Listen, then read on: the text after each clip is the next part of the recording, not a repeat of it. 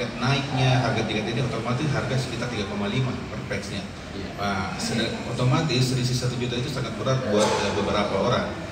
Dengan adanya kenaikan, mereka otomatis spending. Nah, kalau buat pending buat kami ini kan otomatis bisnis kita akan stuck di situ, tidak akan goyang. Nah, walaupun artinya kita carikan alternatif, kita biasanya otomatis kita dengan biaya sekian, bagaimana kalau kita ke Kuala Lumpur saja dengan biaya lebih murah, dengan tambah sedikit, dengan tambah sekitar 4.250.000 sudah bisa ke Kuala Lumpur 3 hari 2 malam. Nah, itu biasanya kita kasih solusi buat mereka. Cuman memang untuk domestik kita sementara kita hold dulu untuk sementara dengan kenaikan harga tiket ini. Dan kedua yang bikin kita berat juga dengan adanya harga tiket ini, mereka otomatis ini customer ini akan potong biayanya. Mereka jadinya backpacker.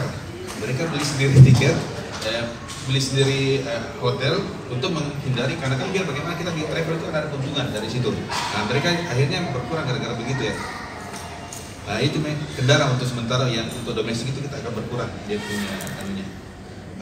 Pertanyaan yang lain yang satu mungkin. Oke, masih Pak Edi. Jadi bayangkan itu opsi kedua udah di plan B-nya. Tambahkan sedikit lagi udah keluar negeri. Betul? Nambah kurikulum VT-nya.